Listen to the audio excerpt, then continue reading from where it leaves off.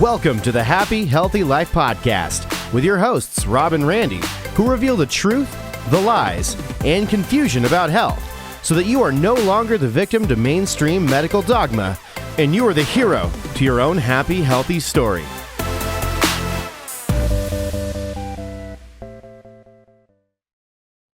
Hey there, welcome back to the Happy, Healthy Life Podcast with your host, Rob and Randy. And we are The Happy, Healthy Guys. All right, here's the thing. Did you know that too much fasting can shut your metabolism down? Stay tuned on this episode to learn why and also learn how you can eat carbs to burn fat, heal your gut, and have a healthier metabolism. How does that sound? Well, it sounds amazing because that's actually what I've been doing the last 90 days. We're almost at the 90-day mark going into 2025. So I've actually been on not a low fat, but a lower fat, higher carbohydrate protocol for 90 days. And I can tell you it's been pretty remarkable. And I tell you what, it has been remarkable coming from the person that I was and we talked about this, not on the last episode, but the one before that. Last week, we talked about hydrogen and water. Go back and listen to that if you want to learn more about that. And we'll probably talk some about that today, but I was a person that was the avoiding carbs addict. And here's what I can say is that avoiding carbs and sugar is not a sustainable way to be able to live your life. In fact, we talked last time about how carbohydrates are essential for your body. They're essential for your gut. They're essential for your liver. They're essential for your hormones. They're essential for so many things to maintaining a healthy life. But here's the thing, as a low carb eater that I learned from my mom way back when I was probably like 13 years old, I can remember, heck, she was like, okay, don't eat fat, but don't eat sugar either. Don't eat carbohydrates. I'm like, what do you eat after that? Just drink water, which is literally what it is that I ended up doing. But as I started, getting older, I had these different seasons in my life. And I can remember back in my paleo days and the paleo season where I'd be eating as little as 50 grams of carbs a day, which is about 2 cups of fruit or a cup of rice or a cup or a bowl of cooked oatmeal per day. And any more than that, I would actually gain weight. Yeah, true story. True story. So I avoided those things like the plague. So that would have been more of like my paleo days going into, then the next thing happened was the keto days. And then before the paleo days was the Atkins days. As a kid, it was the lean cuisine, the Slim Fast Shake days. Maybe some of you can relate to those things, but here's what I noticed when I was avoiding carbs and any sugars at all and was only eating proteins and fats. What I noticed is that I was always cold.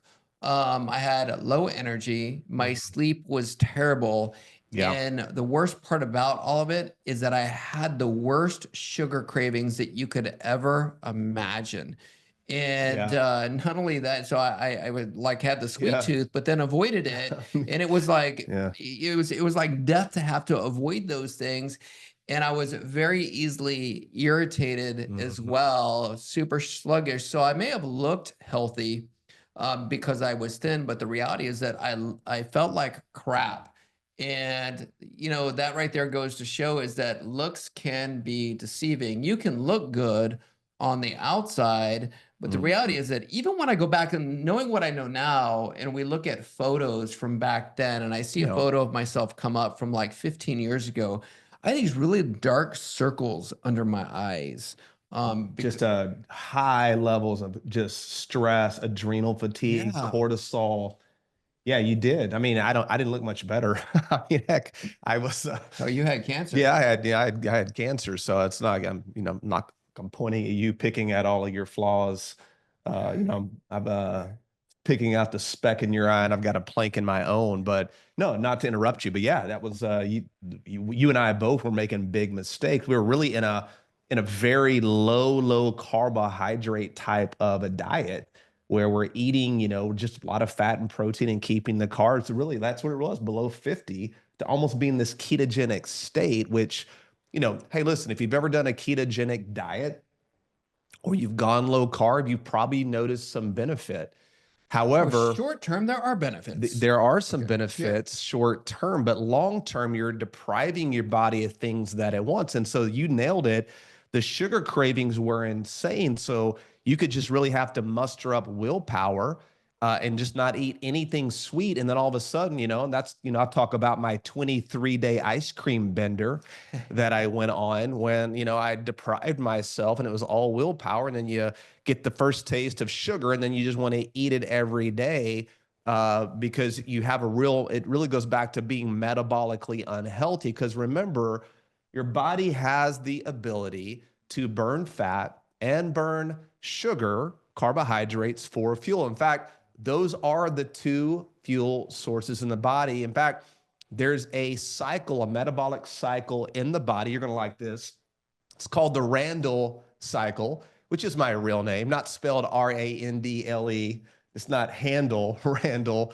It's R-A-N-D-A-L-L, but the Randall cycle, R-A-N-D-L-E, it's a metabolic cycle in the body. And what the Randall cycle does, it regulates the utilization of energy. And so it looks at fatty acids and carbohydrates. So when your body is breaking down fatty acids by eating high fat, and you're oxidizing those fats, you're creating a metabolic substrate called acetyl-CoA. It's a part of your Krebs cycle, right? Where your body creates energy.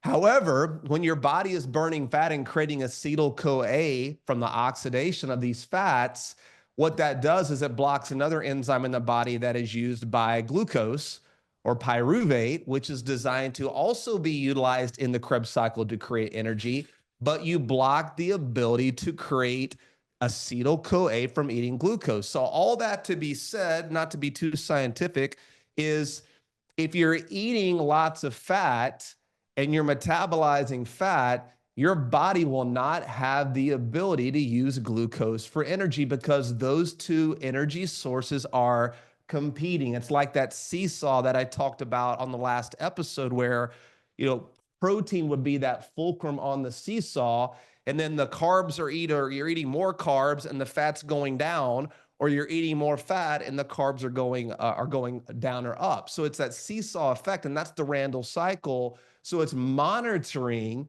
what you're eating for energy. And so it's the beautiful part about that is when you're eating real food, the Randall cycle can, navigate that very easily. However, when you start going extreme, where you're just eating all fat or no fat and all carbs, or you're doing these extreme dieting, you're creating metabolic stress and you're disrupting your body's ability to create energy. And the worst thing that can happen to any of us is to compromise our body's ability to create energy. That is metabolism. That is your longevity play. That is your anti-aging play. So this is why this is so important and why we've really, we've talked about the dangers of too much sugar and processed food and, too many processed carbohydrates. But we really had to flip the script a little bit and be like, no, wait a second. But it's not that carbs are bad and you should be eating all fat and protein. Carbohydrates are vital. This is why it's so important to understand this process in your body. And if you're not able to eat carbohydrates without gaining weight or feeling sluggish or becoming inflamed or having joint issues, you're eating the wrong carbohydrates, or your body's not carb adapted and you don't have a strong enough metabolism to be even able to digest and break down carbohydrates. So all that to be said, you said something very powerful. Let's go down that road. What if fasting was actually making you insulin resistant? So what if fasting was actually limiting your body's ability to use carbohydrates and glucose for energy? What if that was actually happening to you? And some of you may say, well, I'm not fasting. Well, you really have been fasting if you've ever been doing dieting, because all dieting is just cutting your calories and restricting certain macros or food groups. So you've put yourself into a very low energy state. Some of you are still eating your food in only like these 4 to 6 to 8 hour windows. So you're getting 16, 18, 20 hours a day of not eating, fasting, and then shuttling all your food into a very small window of eating. That is fasting. That could be wrecking your metabolic profile. Let's talk about that. Yeah, let's talk about it. Well, So here's where I would go with that is, remember, when you fast over a certain amount of time, which is fine. Listen, my fasting is really for 12 hours and I use my sleeping time to do that. So if I go to bed by 8, 9 o'clock, yes, I do go to bed that early. I am 50 years old. I'm an old geezer these days, but I'm healthier now being an old geezer. So I do enjoy my early bedtime. But if I'm going to bed and I had dinner maybe 6 or 7 o'clock, I'm going to bed, I'm sleeping. So I'm getting that 12-hour fast really during my sleep. And then I'm not eating again, breakfast until around 7, 8, 9 o'clock, which gives me a full 12 hours where I'm not eating any food. And so that's how I love to do it. I eat my 3 meals per day. I don't really do a lot of fasting anymore.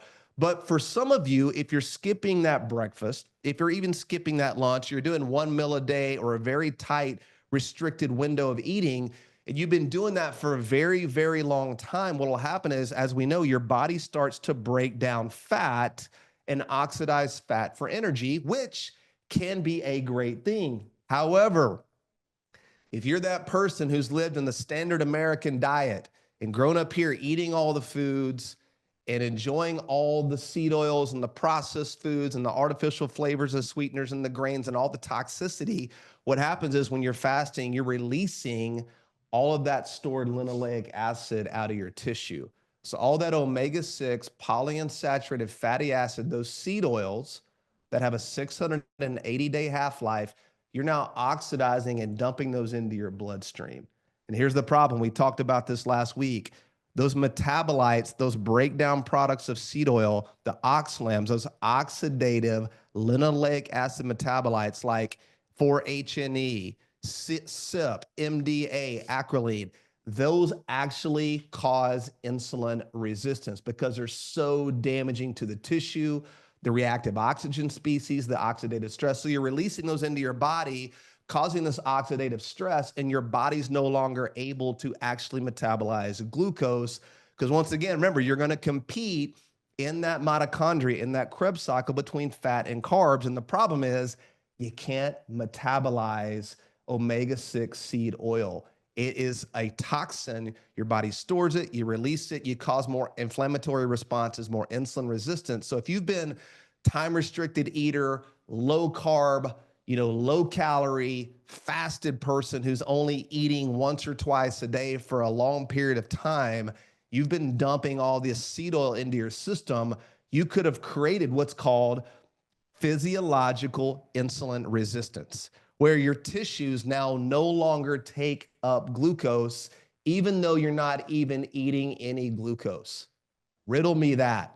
That is pure metabolic disease. When your body, you're not even eating carbohydrates, and when you do, you can't even absorb them. So years and years of low energy eating, low carb like we used to do, all the fasting, all the time restricted eating, all the low calorie, the calories in, calories out, all this stuff we've been taught, eating the standard American diet and now having to try to get rid of that, you could be actually damaging your body's ability to take up glucose. That's why we know we've counseled these people for years and had consults with these people who've done this, and then they try to eat carbohydrates for a couple of days, and they feel worse. They gain weight, they get inflamed, they swell, they get brain fog, muscle fatigue. They're not sleeping well. Their hormones are a wreck because now their body had switched over into more of a defensive place of trying to handle all this seed oil and detox from it. And now you give the body clean, usable carbohydrates and the body can't even use it. There's a refractory period almost where the body has to get healthy again, which is why we created our metabolism program to safely detox you from seed oil, establish fat adaptation, but then also allow your body to now use glucose efficiently so you can create the most amount of energy. Yes. So that was a lot, I know. That was a lot. But very simply, understand this. The Randall cycle is the key. You're going to burn fat or you're going to burn carbohydrates as your energy source. And so if you're eating, the problem is you don't want to eat high fat, high carb, especially if you're eating polyunsaturated fatty acids or seed oils along with processed sugar. That is the metabolic combination that will devastate you. Remember, they're energy sources, and you want to start thinking about when you're eating your food, how you want to fuel your body. Thank you so much for listening to the Happy Healthy Life podcast. And as always, if you don't know what's going on with your metabolism and you want to find out, go to metabolismscore.com. Hey guys, thanks so much for listening to the Happy Healthy Life podcast. And if you're wondering about our Happy Healthy Metabolism products, go to thehappyhealthylife.com and at checkout, use promo code podcast to save 10% off any of our products. Yeah, so let's unpack all that. So, that's a lot. So, just for layman's, for people who may not have actually ever seen the podcast before or heard of it, in one of the things that we talked about a few weeks ago was how, yes, carbohydrates are necessary. You have to remember, just in review, that when it comes to what the body's preferred energy source is going to be, its preferred energy source is glucose. Okay. So that right there is what your mitochondria uses in order to be able to create energy. So you've got to have that. And glucose comes in different forms. We talked about simple sugars or simple carbohydrates. We talked about complex. We'll talk a little bit more about the complex today, because complex starts getting into the polysaccharides, which just means that there's several chains of sugars. And then that's when you start getting into the starches, the non-starch starches. So here's the thing, and here's what the fear that people have. And this is why people will decide to do a fasting program, for example, because they heard that Sue down the street, she started doing intermittent fasting, right? That's kind of like the trend right now. Like I was saying, there was I had like a paleo period, a keto period. It seems like right now is the keto/fasting period. And so-and-so got results because so-and-so heard that, somebody else, did that. So that's what they decide to do without actually understanding how their body is actually working and what their body needs. And so that's one of the things that we always talk about, is that you got to make sure that you're doing things that are specific and customized for your body. Just because fasting worked for Sue down the road because of all of the things like what he was talking about with the Randall cycle may not actually work for you and could cause more damage for you than healing for you. So we'll talk about where it is that somebody should start, like you were talking about. That's why we developed our metabolism program. But even if you don't do our metabolism program, we'll talk about some foods that you should be eating in order to be able to help get your body back into adaptation. Because once again, you do need to have carbs, but for some people, they may be resistant to that, or the body may gain weight because of that. But here's the thing. It really is about eating the right carbohydrates for your body. Not all carbohydrates are created equal, number one. However, what works for one person may not work for another person. So let's talk about that. If somebody was going to start and they're like, you know what, okay, I don't even know if I have a healthy metabolism or an unhealthy metabolism. So that really is where you should start, because that's what's happening at a cellular level inside the cell is your metabolism. So you should start there. If you don't know if you have a healthy one or a sick one, you can go to metabolismscore.com, take the quiz there. That's going to show you how your metabolism is doing. Okay. Let's say it says you've got a bad metabolism, okay, or an unhealthy metabolism. And you're like, all right, I don't know if I'm ready for doing a full-blown metabolism program. Where can I start, or what should I do? What kind of carbohydrates should somebody start eating that can be able to help that person's metabolism and really just have a place to start? Yeah, no, that's good. The foundation is everything. Having a healthy metabolism, but a good litmus test on the health of your metabolism is your body's ability to metabolize and use carbohydrates for energy. So you always want to start slow. You want to start slow by adding in carbohydrates to see how you do, because if you're not able to break down and metabolize them and use them for energy, or it causes weight gain, then you already know you don't have metabolic flexibility, which metabolic flexibility is really, that is the Randall cycle. It is the body's ability to burn fat and to burn glucose or carbohydrates. Remember, all carbohydrates break down to its most simple form, which is dextrose or glucose, to be used for energy. That's really what the flexibility is. So you want to start very slowly as you begin to add things in to see how you do. Now, obviously, we've scripted that out with those who work with us in our metabolism program. But if you've never done our metabolism program, or you've been scared to eat carbohydrates, the best way to start adding in the most easily absorbable carbohydrates that the body can utilize without creating a lot of stress. And these are going to be more of your simple sugar type carbohydrates. So ripe fruit is a great thing to add into your lifestyle if you've been the person avoiding any type of sugar or carbohydrates. So why ripe fruit? Because ripe fruit is the fruit that wants to be eaten. We talk a lot about in previous podcasts about how all plants have anti-nutrients. You know, they can't run away or defend themselves. They actually defend themselves through poisoning you. So the ripe fruit is the fruit that wants to be eaten. So this is the fruit that has the sugars that have matured. The colors are nice and warm. Instead of being green and unripe, they've now warmed to a lot like an orange or a yellow or a red. So ripe fruit is a great place to get usable carbohydrates. And then for some of you who can't even do that, maybe even juicing fresh juice from ripe fruit is also a great source of fuel to give your body. I like raw honey. You know, I think the lifetime of one bee, their contribution to society is about 1 teaspoon of honey. Pretty powerful when you think about that. What a contribution. So, you know, really God's sugar really has to be honey, and it's so usable in the body. So more ripe fruit, ripe fresh fruit juices. I love to juice oranges. Raw honey. Those are really simple, easy carbohydrates that you can break down and use that doesn't require a lot of enzymes in the small intestine to absorb the nutrition.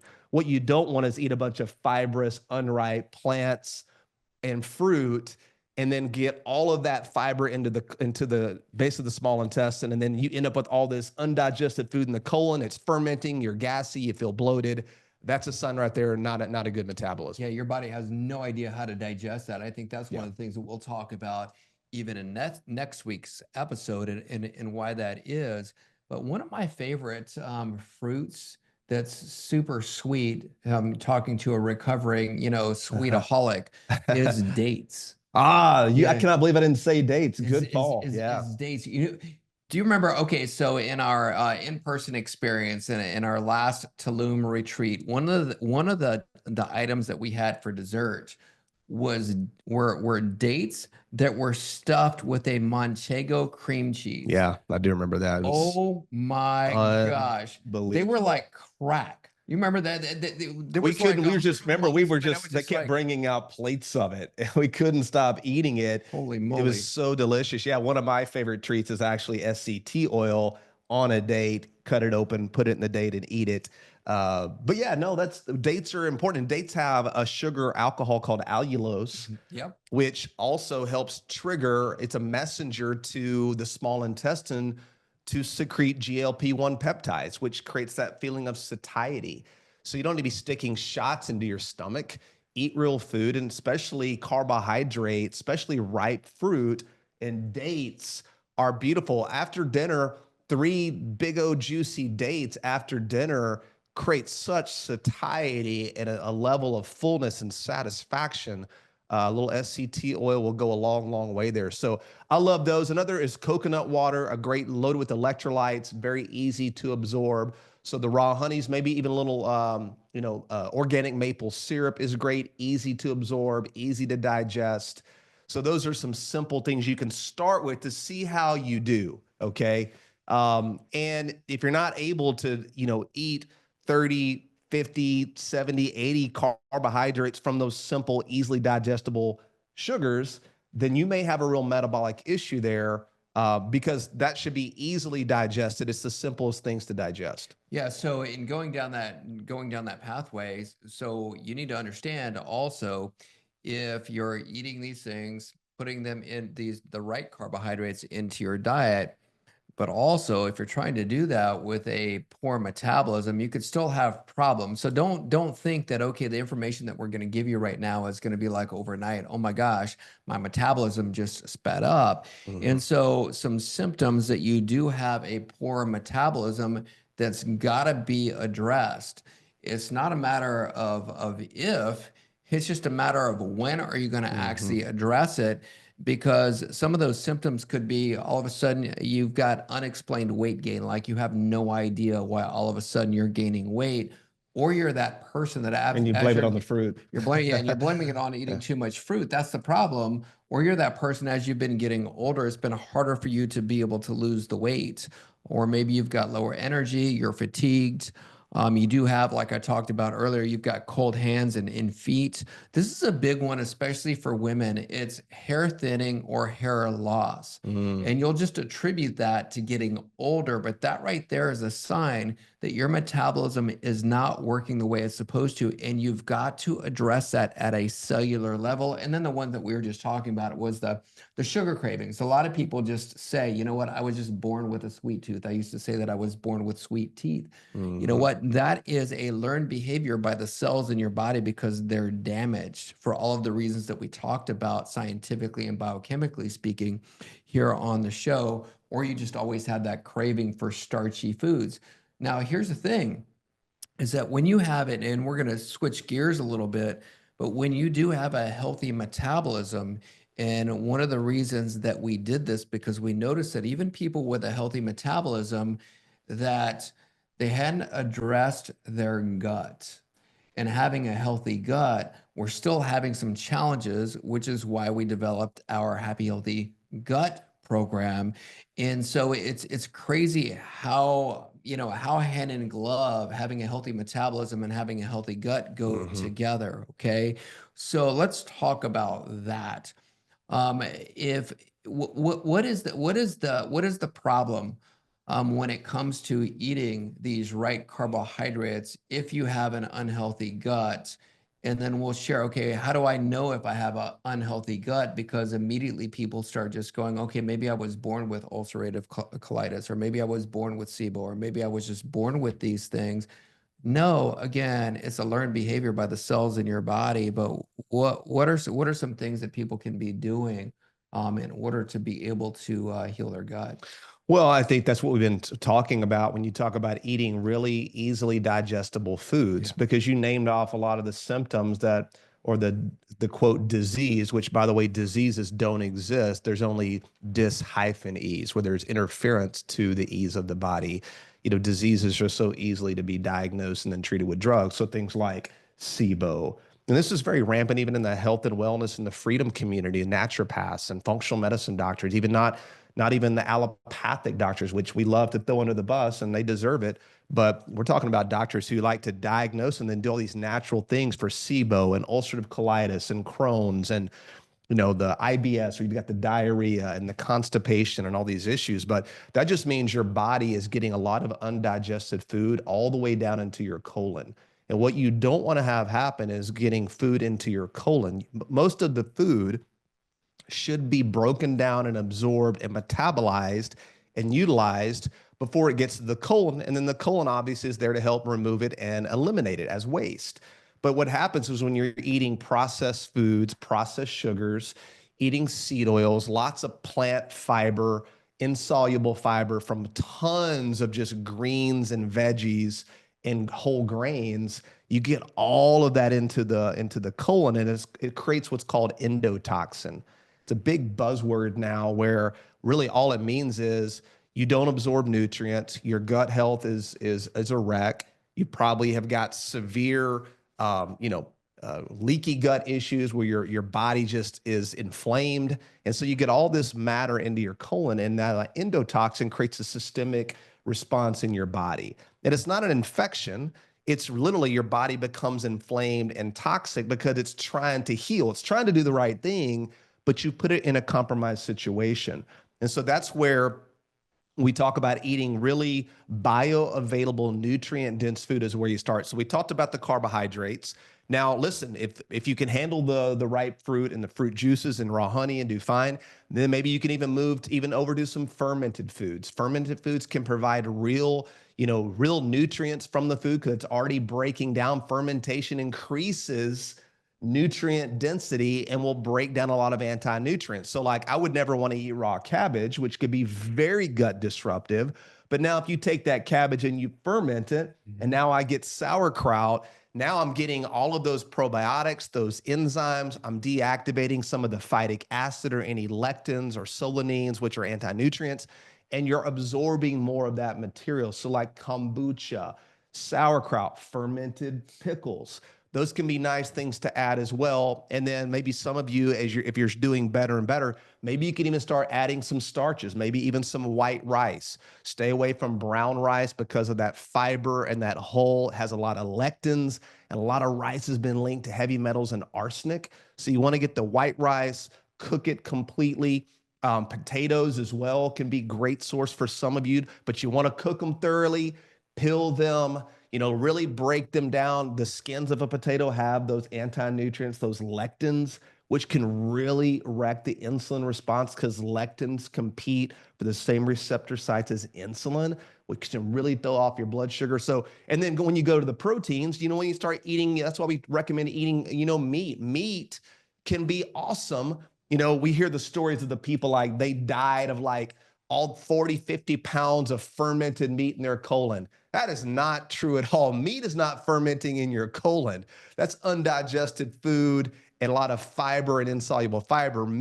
Quality meats will actually not even get to the colon undigested. You'll absorb most of that all through your small intestine and get all the nutrients, which is why you'll have less bowel movements and less gas.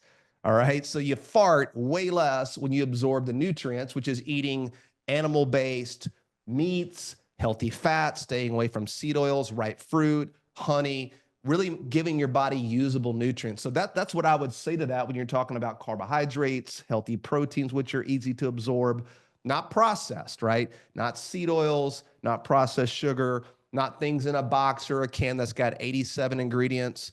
The best thing for your gut is the sci-fi, right? Single ingredient food items. It is, absolutely. And there's still some of you, though, that will even go down this path and say, hey, you know what? I have added the white rice or the squash into my diet. Yeah. You still have an issue. That right there is a sure sign that there's a gut issue going on, which is why one of the things that I love as we are taking people through our metabolism program that only has 3 different phases, but it's phased out like that for a reason. With a reawaken to wake up somebody's metabolism. And then they've got the retrain phase where we're training the cells, right, in order to be able to be healthier. And that's when people's metabolism is going through the roof, they're losing weight, and then reset because now we're resetting it. But then after that is when our clients are then adding back foods into their diet. Yes. And that's where they can see they're like, okay, I'm eating white rice, but I'm feeling bloated, right? Or I'm super gassy. Yeah. Those right there are signs that, there is still a gut issue. And that's why they'll choose to go, okay, help me through this, help me to be able to heal my gut. But some other, this is a symptom right here that a lot of people don't even realize is gut related. And that's poor immunity. If you ever know those people that it seems like they're always sick, like the wind changes direction and that person is sick. And you'll say things like, oh, so-and-so is always so sickly. Probably a gut related issue going on with that person, or they've got skin breakouts and rashes, the rosacea, the eczema, all those are gut related issues as well. But it's a sign you're toxic. Yeah, totally. You're toxic because, your gut, a lot of times people spend all this money on these parasite cleanses and mold detoxes. And remember, all those are bioremediators. They're all there to help clean up the mess. A lot of it's a mess from toxic food and seed oils and heavy metals. And so you'll get those symptoms and you'll try to clear out the bugs, so to say, but the quote, bugs are a part of us that are there to help you heal. So a lot of times you're approaching gut health with these detox strategies. It's not the parasites, it's actually the toxins you've been eating. So like we call it our immune system, whatever you want to call it. It's really your body's detoxification system who's trying to get rid of stuff. and you're going to compromise that. Yeah, speaking of your detox system, you have to have glucose in the liver as part of this detoxification process. Yeah. So when you're avoiding sugar, you're avoiding carbs, you're actually shutting down your liver's ability to detox. And so, yeah, super important. So now let's talk about some things to avoid. I would say the number one thing to avoid is going to be trying to do it on your own. That is confusing when you're trying to figure all this out on your own, which is why we do the podcast. We were just talking to another doctor on our way over here, and we were talking about a podcast. And he's like, that's great that you guys are helping people so that they don't have to do it on their own. We were even helping him and giving him some. It was kind of like we were doing a consultation to help him with his practice because he understands. You know what? It's more fun to be able to get coaching and advice from somebody who's been where you're at and wants to go to where you're at now. So all that being said, avoid trying to do it on your own, but you also, it's like we've already talked about, because the way it wrecks your body, it's just, you've got to avoid the ultra processed foods. You've got to avoid the seed oils. Stop putting that stuff in your body. Yeah, and that's a question we get a lot too. We have people ask us like, well, what about when I go to my doctor and they run this test and they look at my A1C, right? Who's probably heard of that test? It's supposed to be looking at, it's like a metabolic test looking at your blood sugar, but really it's measuring, it's a glycation index test. So you've probably heard of AGEs, the advanced glycation end products.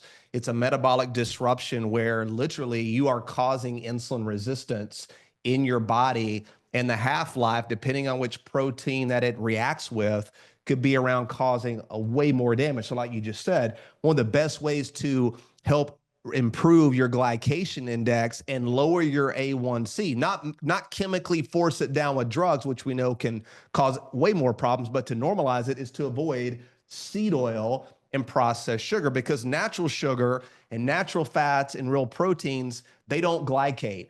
What reacts is fake food. It is fake sugar. It's processed grains and sugar. It's seed oil. That is where you end up in trouble. Yeah. So another thing then you want to avoid is really the over restriction of the carbohydrates. Yeah. Okay. Especially long term. Yeah, you got to avoid that. Another one that we talk about is you also want to avoid. And it's impossible to avoid stress, but start implementing things too that'll help you to be able to adapt to it better. So we always talk about vitamin G and having gratitude, starting your day off with vitamin G, but if you are if you're just starving yourself or staying in a low carb state, you are going to create high levels of stress hormones. And over the time of doing that, it's going to wreak havoc on your metabolic health. I really was that guy that, like you, Dr. Rob, that low carb, like, oh my gosh, if you eat carbohydrates, it's going to wreck your metabolism, make you overweight. And I kind of teased it earlier, I've been on a higher carbohydrate program, probably averaging around 250 carbohydrates per day for the last 90 days. And it's been remarkable because, really nothing's changed in my body other than my sleep scores are perfect. My skin feels like it's glowing. I feel like my hair is way thicker. My body runs hotter, which means my thyroid hormones are releasing and converting over from T4 to T3. So I've got a stronger metabolic, robust ability to create energy. So I'm eating more food, I'm eating more carbohydrates, yet my weight hasn't changed even 1 pound.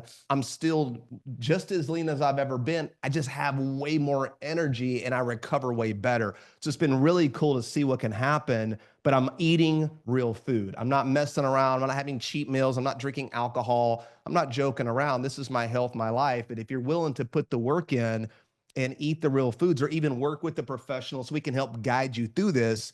It'll be remarkable what your body's capable of when your metabolism is able to burn fat and sugar. Yeah, and the last thing to avoid is going to be, and it's a terrible idea to do these keto, low carb things long term. Stop doing that. Stop beating yourself up. Stop beating yourself up. That is agonizing and is exhausting. So stop doing those things. So one of the things that you can also add in, we talked about this last week, is we talked about the hydrogen water. It's great, helping as far as your metabolism goes, but really, your call to action today is to, if you haven't already gone there, and we'll put the link in the show notes, and you're curious about that because we have been talking about gut health, is, check out the gut health program. I'll put the link in there and you can check that out. We did a webinar that gets way more specific on things that you can be doing as far as healing your gut. So watch that webinar if you haven't already seen that. Another thing, we didn't talk about this. You can probably listen to hours and hours of us talking about this, but that's also the addition of healthy fat SCT oil into your diet. And so check that out. And so here's the thing is that if you do want to have a happy, healthy life, it may mean that you're having to do things that you've never done before. And it's time for you to start doing things differently. And I think on the next episode, and you had made mention of this, I think it's time for us to talk about the dangers and the truth about things like oxalates, phytates of phytic acid, where that comes from. We'll talk about the lectins. In other words, we're going to be talking about grains on the next episode. Are they good? Are they bad? The truth about why can them. you go to Europe and eat them and not get sick, and That's you come back exactly here right. and you gain weight and get inflamed and get diseased, right? Let's talk about veggies. I know one of the most controversial things that you've ever posted on Facebook was about salads aren't healthy, and everybody lost their mind and their brain exploded. It's as life I would have cussed out their mom or something. Like, people literally melted over saying that. So in 2023, I ate 0 vegetables for a full year. So we'll talk about what happened to me metabolically over that year, why I did that, why you and I really have had a little bit of a pivot from even years past with how we even teach how to fuel your body properly. So it's probably not what you think, but if you want to know, we're going to dive deep and show you how to put the most nutrient-dense, bioavailable foods into your body. And it's not eating salads, because salads are not healthy. Yeah, so thank you so much for listening to the Happy Healthy Life podcast. And as always, like it, share it, comment. If you have any questions, you can always reach out to us at the H2 Life on Instagram. Shoot us a message, shoot us your success story. We love hearing how you guys are doing. And again, thank you so much for listening to the Happy Healthy Life. Have a great day. God bless.